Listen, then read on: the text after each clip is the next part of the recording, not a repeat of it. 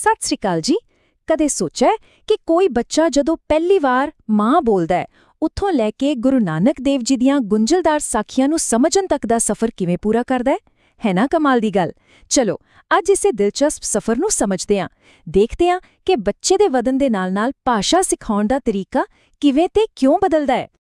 ਤਾਂ ਸਵਾਲ ਇਹੀ ਹੈ ਕਿ ਇੱਕ ਬੱਚੇ ਦਾ ਆਪਣੀ ਮਾਂ ਬੋਲੀ ਨਾਲ ਇਹ ਸਫ਼ਰ ਸਧਾਰਨ ਜਿਹੇ ਸ਼ਬਦਾਂ ਤੋਂ ਲੈ ਕੇ ਇੰਨੇ ਡੂੰਘੇ ਸਾਹਿਤ ਤੱਕ ਆਖਿਰ ਕਿਵੇਂ ਤੈਅ ਹੁੰਦਾ ਹੈ। ਦੇਖੋ, ਇਹ ਸਿਰਫ ਰੱਟੇ ਲਵਾਉਣ ਦੀ ਗੱਲ ਨਹੀਂ ਹੈ। ਇਹ ਤਾਂ ਇੱਕ ਮਜ਼ਬੂਤ ਢਾਂਚਾ ਖੜਾ ਕਰਨ ਬਾਰੇ ਹੈ, ਇੱਕ ਅਜਿਹਾ ਢਾਂਚਾ ਜਿਹੜਾ ਵਿਦਿਆਰਥੀ ਦੇ ਨਾਲ-ਨਾਲ ਵੱਡਾ ਹੁੰਦਾ ਜਾਵੇ ਤੇ ਉਹਨਾਂ ਨੂੰ ਆਪਣੀ ਭਾਸ਼ਾ ਦਾ ਮਾਹਿਰ ਬਣਾ ਦੇਵੇ। ਤਾਂ ਇਸ ਸਫ਼ਰ ਨੂੰ ਸਮਝਣ ਲਈ ਸਾਡਾ ਰੋਡ ਮੈਪ ਕੀ ਹੈ, ਆਓ ਦੇਖੀਏ। ਸਭ ਤੋਂ ਪਹਿਲਾਂ ਸਿਖਾਉਣ ਦਾ ਬਲੂਪ੍ਰਿੰਟ, ਮਤਲਬ ਕਿ ਨੀਂਹ ਕਿਵੇਂ ਰੱਖੀ ਜਾਂਦੀ ਹੈ।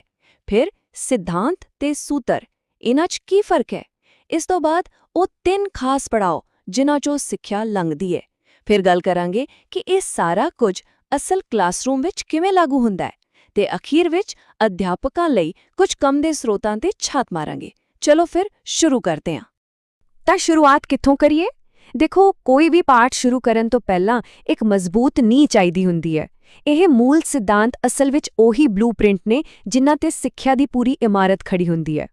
ਇਹਨਾਂ ਨੂੰ ਇੱਕ ਮਜ਼ਬੂਤ ਇਮਾਰਤ ਦੀਆਂ ਨੀਹਾਂ ਸਮਝੋ, ਜਿਵੇਂ ਸੁਭਾਵਿਕਤਾ ਮਤਲਬ ਮਾਹੌਲ ਕੁਦਰਤੀ ਹੋਵੇ, ਰੁਚੀ ਤੇ ਕਿਰਿਆ ਮਤਲਬ ਬੱਚਾ ਖੁਦ ਕੁਝ ਕਰੇ, ਸਿਰਫ ਸੁਣੇ ਨਾ, ਬਾਲ ਕੇਂਦਰਿਤ ਯਾਨੀ ਸਭ ਕੁਝ ਬੱਚੇ ਦੇ ਹਿਸਾਬ ਨਾਲ ਹੋਵੇ, ਤੇ ਬਾਕੀ ਵੀ ਜਿਵੇਂ ਹਰ ਬੱਚੇ ਦਾ ਵੱਖਰਾਪਣ ਸਮਝਣਾ, ਅਭਿਆਸ ਦੀ ਅਹਿਮੀਅਤ ਤੇ ਪੜ੍ਹਾਈ ਨੂੰ ਅਸਲ ਜ਼ਿੰਦਗੀ ਨਾਲ ਜੋੜਨਾ।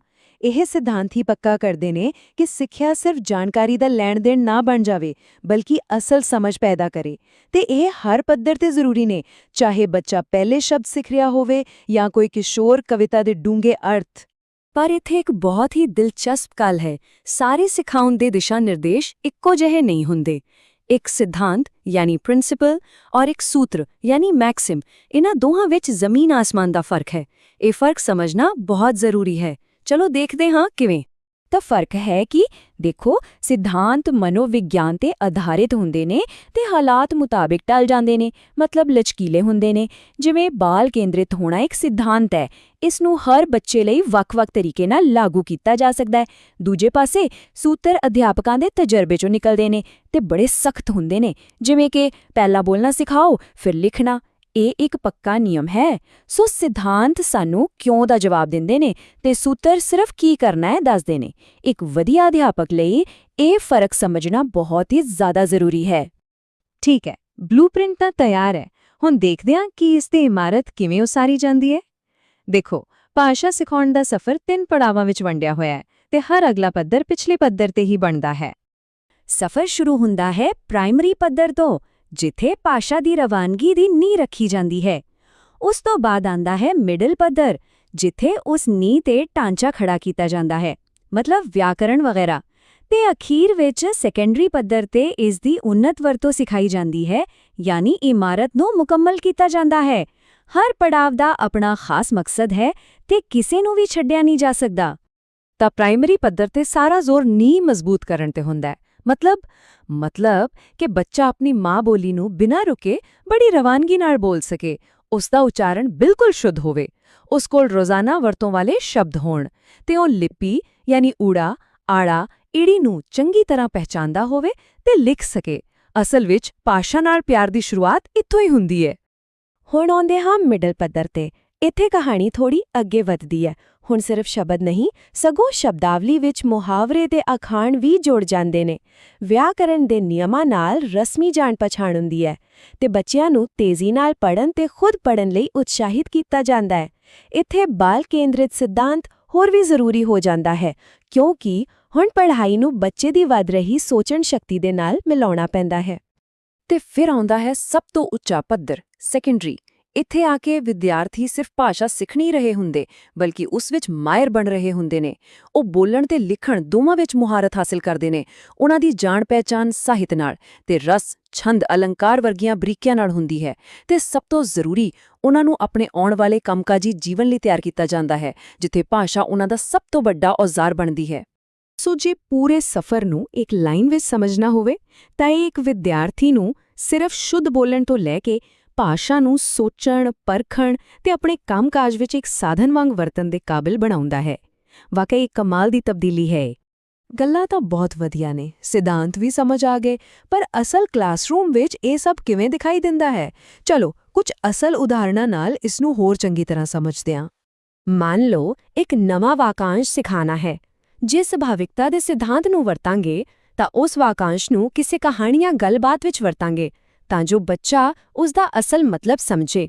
ਇੱਥੇ ਜ਼ੋਰ ਸਮਝ ਤੇ ਹੈ, ਪਰ ਜੇ ਅਸੀਂ ਪਹਿਲਾਂ ਬੋਲੋ ਵਾਲੇ ਸਖਤ ਸੂਤਰ ਤੇ ਚੱਲਾਂਗੇ ਤਾਂ ਬਸ ਬਾਰ-ਬਾਰ ਉਸ ਵਾਕਾਂਸ਼ ਨੂੰ ਦੁਹਰਾਵਾਂਗੇ।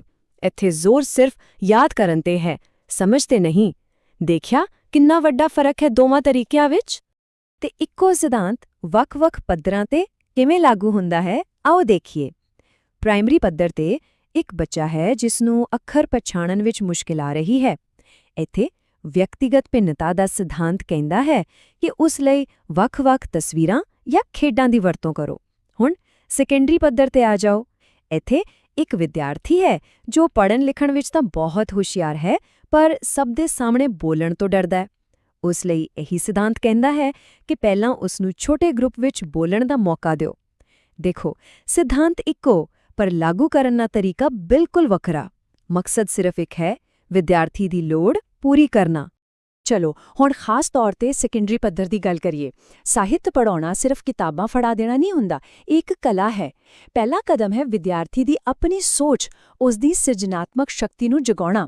ਫਿਰ ਉਹਨਾਂ ਨੂੰ ਕਵਿਤਾ ਦੇ ਔਜ਼ਾਰ ਦਿੱਤੇ ਜਾਂਦੇ ਨੇ, ਜਿਵੇਂ ਕਿ ਰਸ, ਛੰਦ, ਅਲੰਕਾਰ ਕੀ ਹੁੰਦੇ ਨੇ, ਤੇ ਅਖੀਰ ਵਿੱਚ ਉਹਨਾਂ ਨੂੰ ਖੁਦ ਕਿਸੇ ਰਚਨਾ ਦਾ ਵਿਸ਼ਲੇਸ਼ਣ ਕਰਨ ਲਈ ਤਿਆਰ ਕੀਤਾ ਜਾਂਦਾ ਹੈ। ਇਹ ਇੱਕ ਬਹੁਤ ਹੀ ਖੂਬਸੂਰਤ ਪੜਾਅ ਦਰ ਪੜਾਅ ਪ੍ਰਕਿਰਿਆ ਹੈ। ਤੇ ਅਭਿਆਸ ਦਾ ਮਤਲਬ ਸਿਰਫ ਰੱਟਾ ਲਵਾਉਣਾ ਬਿਲਕੁਲ ਨਹੀਂ ਹੈ, ਇਹ ਇੱਕ ਪੂਰਾ ਚੱਕਰ ਹੈ। ਦੇਖੋ, ਪਹਿਲਾਂ ਕੋਈ ਨਵੀਂ ਚੀਜ਼ ਸਿਖਾਈ ਜਾਂਦੀ ਹੈ, ਫਿਰ ਅਧਿਆਪਕ ਦੀ ਮਦਦ ਨਾਲ ਉਸ ਦਾ ਅਭਿਆਸ ਕੀਤਾ ਜਾਂਦਾ ਹੈ।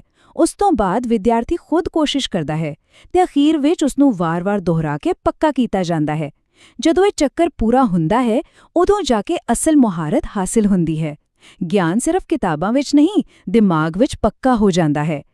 ਠੀਕ ਹੈ ਜੀ, ਸਾਰੀ ਥਿਊਰੀ ਸਮਝ ਲਈ। ਹੁਣ ਇਸ ਸਭ ਨੂੰ ਕੁਝ ਅਜਿਹੇ ਠੋਸ ਸਾਧਨਾਂ ਵਿੱਚ ਬਦਲਦੇ ਹਾਂ ਜਿਨ੍ਹਾਂ ਨੂੰ ਅਧਿਆਪਕ ਤੇ ਸਕੂਲ ਪ੍ਰਬੰਧਕ ਸਿੱਧਾ ਵਰਤ ਸਕਣ। ਸ਼ਬਦਾਵਲੀ ਕਿਵੇਂ ਵੱਧਦੀ ਹੈ? ਇਸ ਸਾਰਣੀ ਬਹੁਤ ਵਧੀਆ ਤਰੀਕੇ ਨਾਲ ਦੱਸਦੀ ਹੈ। ਪ੍ਰਾਇਮਰੀ ਪੱਧਰ ਤੇ ਟੀਚਾ ਹੁੰਦਾ ਹੈ ਰੋਜ਼ਾਨਾ ਦੇ ਸਾਧਾਰਨ ਸ਼ਬਦਾਂ ਨੂੰ ਸਿੱਖਣਾ ਤੇ ਪਹਿਚਾਨਣਾ।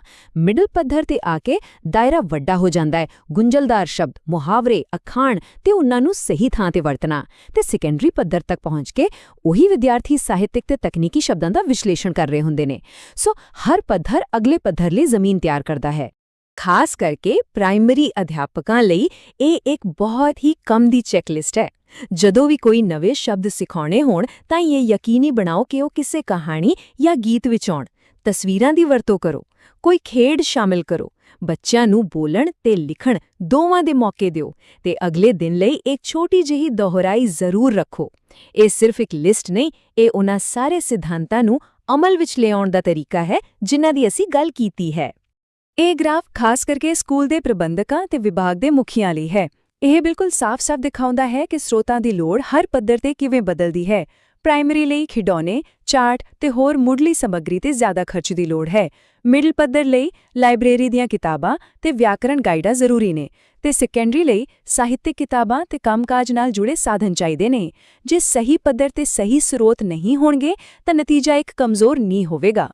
ਤੇ ਅਖੀਰ ਵਿੱਚ ਅਸੀਂ ਇੱਕ ਬਹੁਤ ਵੱਡੇ ਸਵਾਲ ਤੇ ਆ ਕੇ ਰੁਕਦੇ ਹਾਂ। ਜੇ ਸਾਰੀ ਇਮਾਰਤ ਨੀਂਹ ਤੇ ਹੀ ਟਿਕੀ ਹੈ ਤਾਂ ਫਿਰ ਅਸੀਂ ਉਹਨਾਂ ਪ੍ਰਾਇਮਰੀ ਅਧਿਆਪਕਾਂ ਨੂੰ ਹੋਰ ਤਾਕਤ ਕਿਵੇਂ ਦੇ ਸਕਦੇ ਹਾਂ ਜਿਹੜੇ ਇਸ ਨੀਂਹ ਨੂੰ ਬਣਾ ਰਹੇ ਨੇ? ਉਹਨਾਂ ਨੂੰ ਸਭ ਤੋਂ ਵਧੀਆ ਸਾਧਨ, ਸਭ ਤੋਂ ਵਧੀਆ ਸਿਖਲਾਈ ਤੇ ਸਭ ਤੋਂ ਵੱਧ ਸਹਿਯੋਗ ਕਿਵੇਂ ਦਿੱਤਾ ਜਾਵੇ? ਇਹ ਸਵਾਲ ਸਿਰਫ ਅਧਿਆਪਕਾਂ ਲਈ ਨਹੀਂ, ਸਗੋਂ ਸਾਡੇ ਸਾਰਿਆਂ ਲਈ ਹੈ। ਇਸ ਬਾਰੇ ਸੋਚਣ ਲਈ ਤੇ ਸਾਡੇ ਨਾਲ ਜੁੜਨ ਲਈ ਬਹੁਤ-ਬਹੁਤ ਧੰਨਵਾਦ।